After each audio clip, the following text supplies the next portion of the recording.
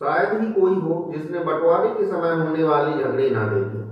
कभी बंटवारे के पहले लड़ाई झगड़े होते हैं तो कभी बंटवारे के समय और फिर बंटवारे के बाद भी।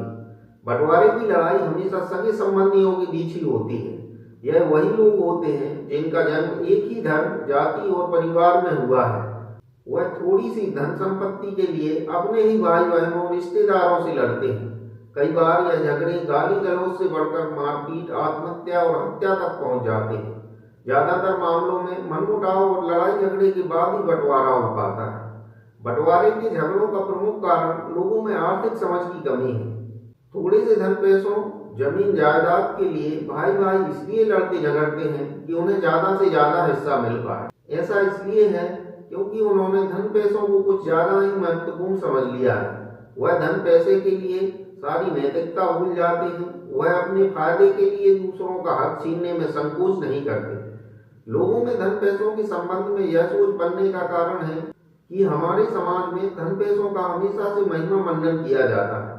यदि बचपन से ही बच्चों को पैसों के महत्व के बारे में बताया जाए और धन पैसों को अधिक महत्व देने के नुकसान बताए जाएं, तो बहुत सी लड़ाई झगड़ों से बचा जा सकता है।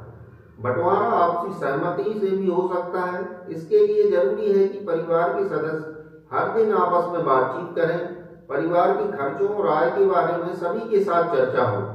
अगर दो या दो से अधिक भाई बहन हैं, जब बंटवारा होना ही है तो पहले से ही आपसी सहमति से जमीन जायदाद और धन का बंटवारा निश्चित कर देने से भविष्य में लड़ाई झगड़े से बचा जा सकता है। अगर किसी परिवार की आय एक ही काम धंधे से है तो यह प्रयास होने चाहिए कि सभी भाइयों के लिए अपने अलग अलग आय के साधन हो पाए, जिससे लड़ाई झगड़े की संभावना कम हो। परिवार में लड़ाई झगड़े का प्रमुख कारण आपस में बातचीत न होना है, जिससे लोग कही सुनी बातों पर विश्वास करते हैं। कमाई और खर्चों के बारे में साफ साफ बात होती रहे तो परिवार में आपसी लड़ाई झगड़ों से बचा जा सकता है। कुछ परिवारों में बंटवारा न होने को प्रतिष्ठा से जोड़कर देखा जाता है।